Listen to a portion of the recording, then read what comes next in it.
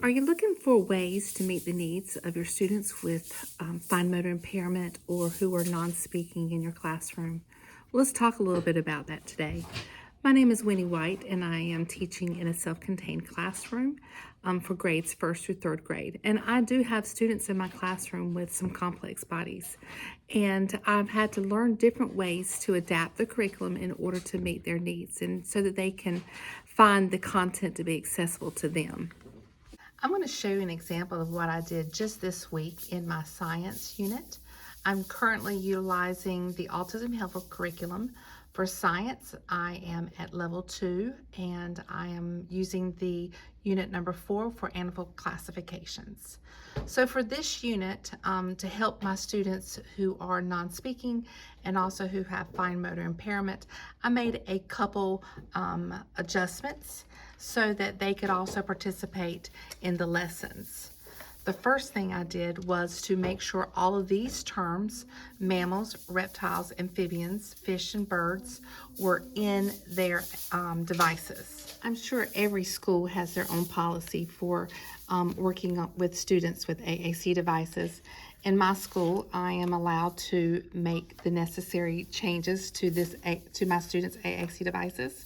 I communicate with the speech therapist and with parents as well to make sure we're all on the same page and everything is acceptable.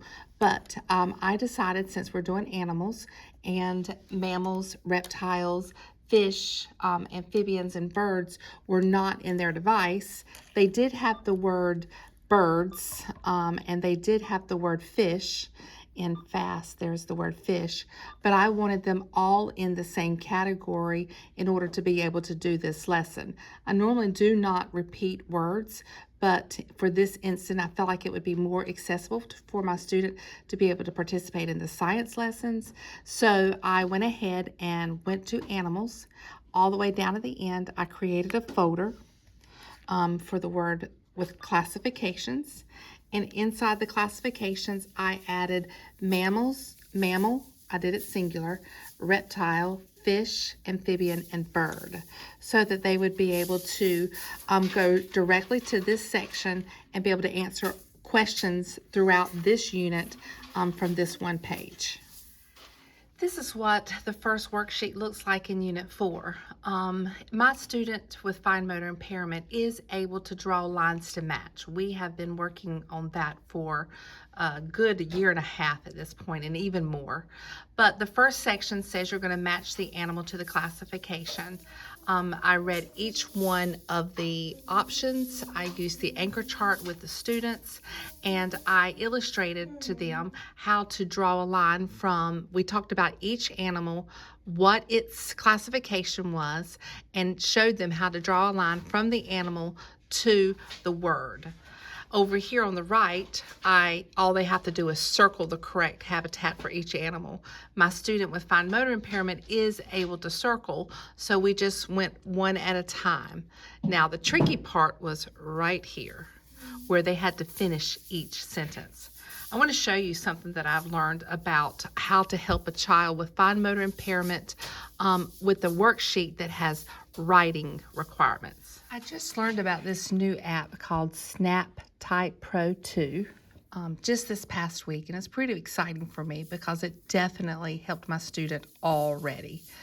I first downloaded SnapType, which is the free version. You can do a few things with SnapType just to give it a try. But in 1 week, I already knew I wanted to purchase the app. So you go to the App Store and you can purchase it for about $50. It's called SnapType Pro 2. I'm going to click on it. And this is what it starts like. I'm going to click on New Document. And I'm going to click Camera. At this point, I'm going to take a picture just of the section that I want to utilize the typing for. So I'm going to take a picture of this finish each sentence section. Once I do that, I can crop it. There's a crop button. I'm going to bring it in to just show that one text box. It's pretty simple. Once I do that, I can hit done and check it.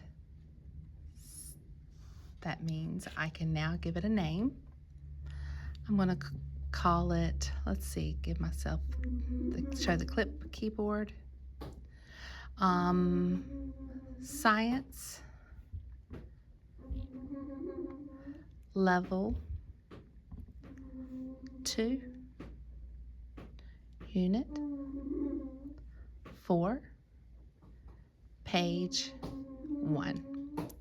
Just so that I will know whose it is, I'm going to go ahead and give initials and add. So here it is, and when I'm ready for her to work on it, I just have to click it and it opens up just like this, ready to go. Be sure that you go to your settings and that you make sure your Bluetooth is attached. So I'm going to connect this keyboard. You could use the keyboard that actually comes with the iPad, but I prefer to use this.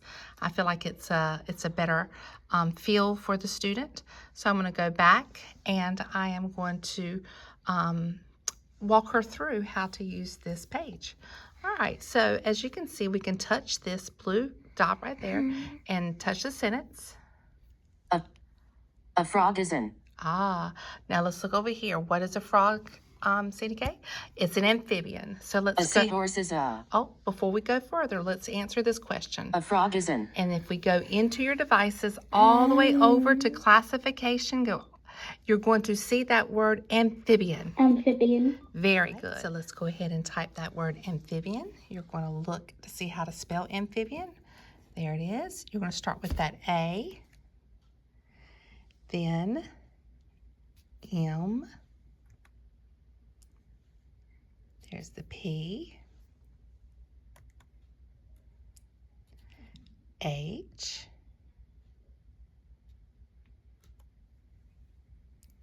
oh, right here, I, B, I, A, N. All right, can you read the sentence? Let's go to the blue dot, turn it blue, and touch the sentence. A frog is an amphibian. Awesome. This is another strategy I use when working with students with fine motor impairment. A lot of times I will give them a word bank where all they have to do is pick it up and glue it and put it on the paper. This makes for a quick lesson and puts the focus on the content rather than on the ability to write. This was just to show you a couple ways to help you make your content accessible to your students who may be non-speaking or who have fine motor impairment. I encourage you to check out our other videos showing AAC in action and also some tips and tricks for ways to make content accessible to all of your students.